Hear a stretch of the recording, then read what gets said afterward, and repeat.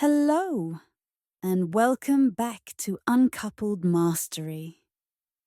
If you've found this video, chances are you're going through one of the most difficult experiences of your life: divorce. First, I just want to acknowledge your courage for being here. Divorce is not just the end of a marriage, it's the unraveling of dreams, routines, and a sense of stability. It's a deep loss, and it can feel overwhelming. But I want you to know something very important. You're not broken, and you're not alone. Recovery is possible. Healing takes time, but step by step, you can rebuild. In this video, I'll guide you through a 12-week recovery plan. A gentle, week-by-week process to help you move from surviving the immediate shock of divorce to rediscovering yourself, and eventually to opening your heart for the next chapter of your life. I encourage you to watch all the way through because at the end, I'll share an important mindset shift that can transform not only how you see divorce, but also how you see yourself moving forward. Take a deep breath. You're safe here. Let's begin. Week 1. Shock and survival. The first week after divorce often feels like emotional whiplash. You may wake up each day with a knot in your stomach, wondering how this could be your reality. Some moments you may feel numb. Other moments you might break down unexpectedly. This is all normal. You are grieving, and grief is not logical. It comes in waves. So for this first week, I want you to focus on the basics of survival.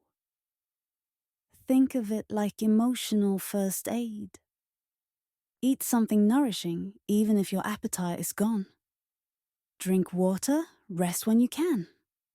Step outside and feel the sun on your skin, or the breeze on your face.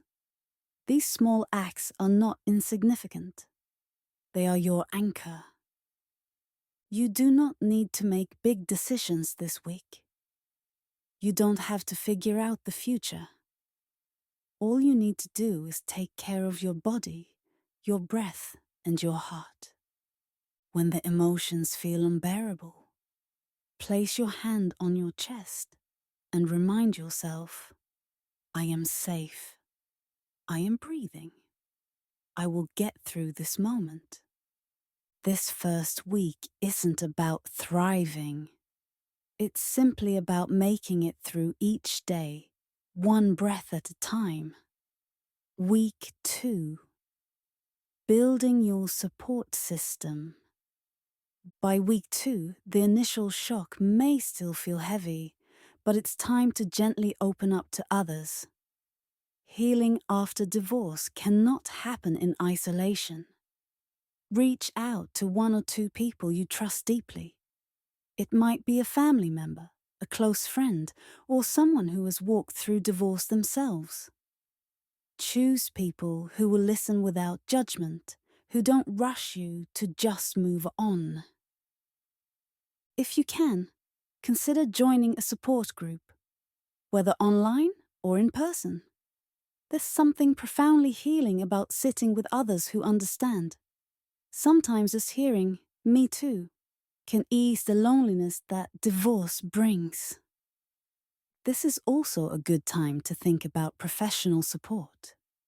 A therapist, counselor, or divorce recovery coach can help you process feelings in a safe and structured way.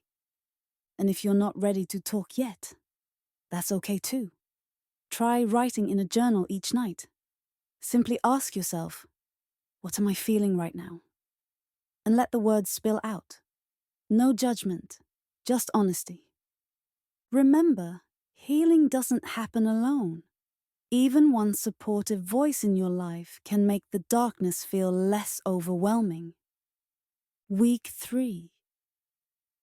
Decluttering emotional and physical space.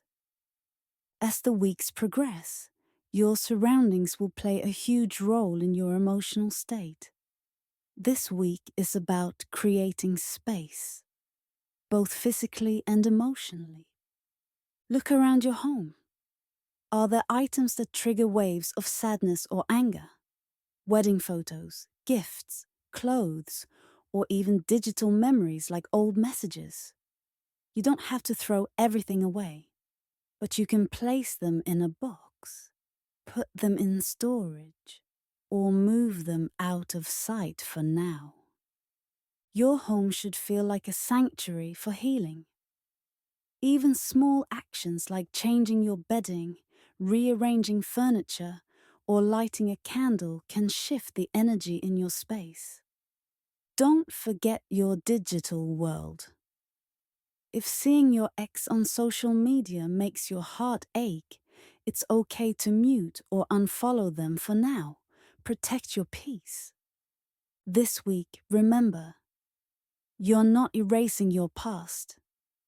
You're simply making room for healing, creating space where your heart can rest. Week 4. Reconnecting with yourself. Divorce often leaves us wondering, who am I now? For years, your identity may have been tied to being a partner, a spouse, or part of a family unit. This week is about rediscovering you.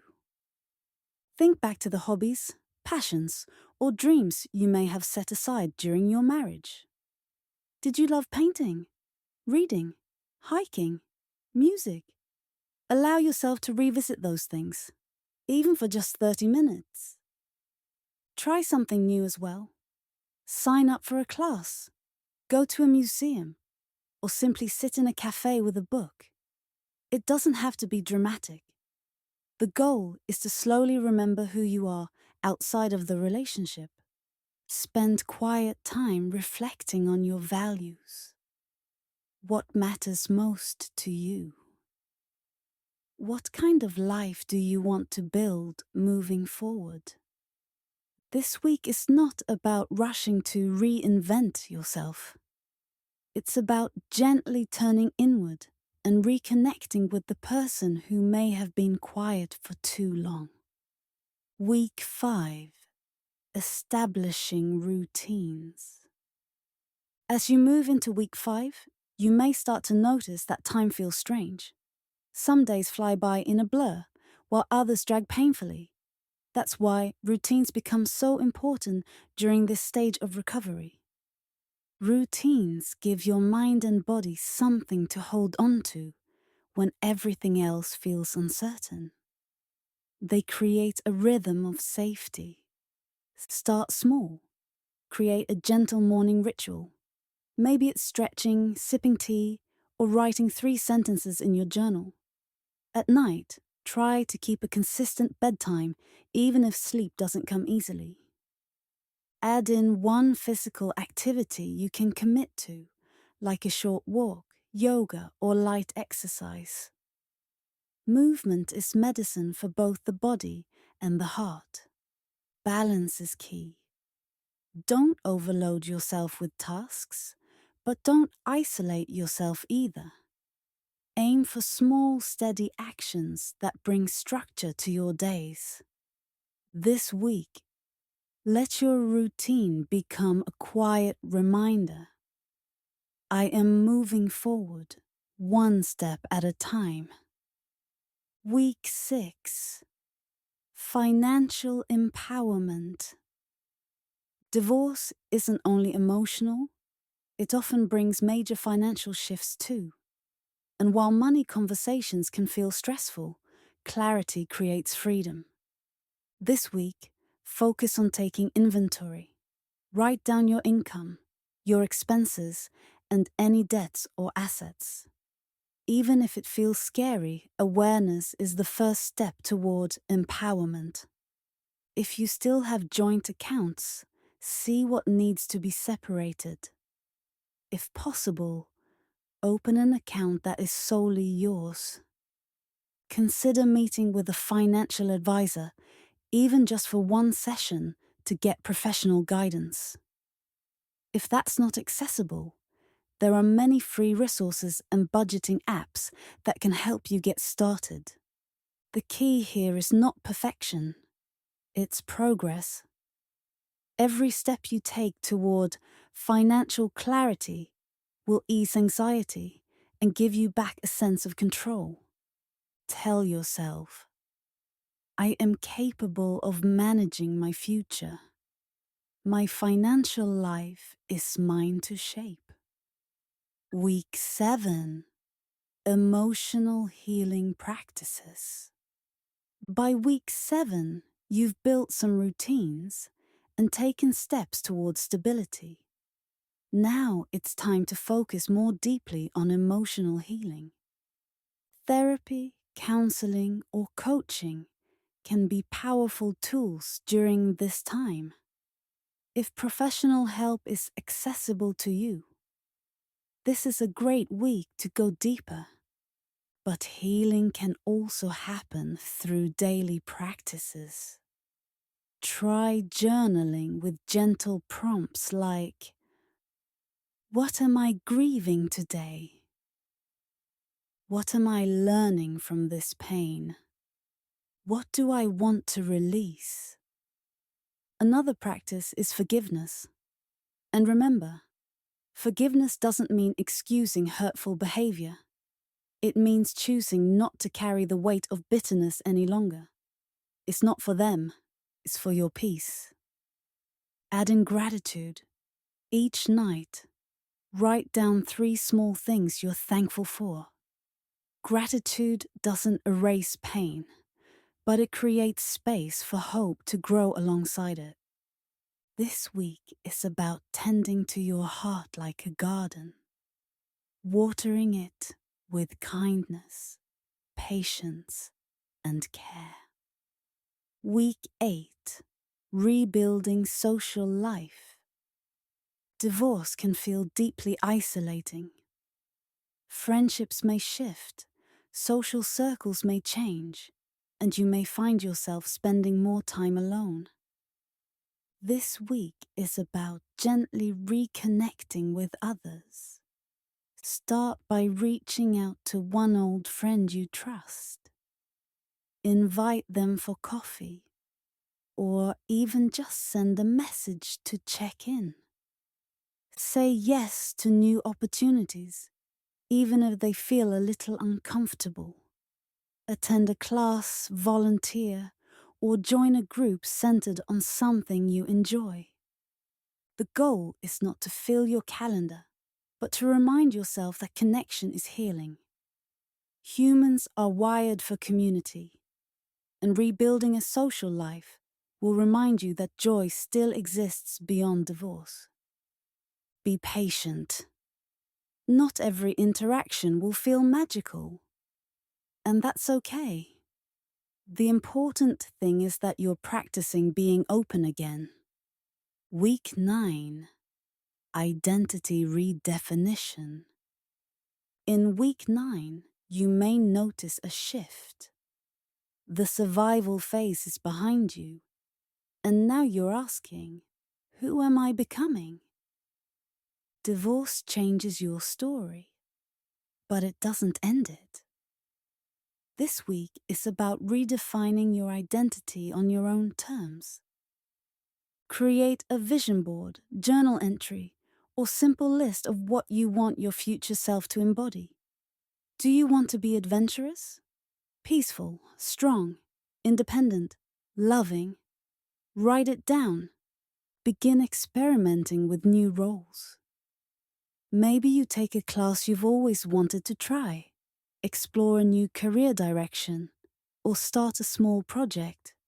Your past chapter shaped you, but it does not define you. This week, give yourself permission to write a new story, one that belongs entirely to you.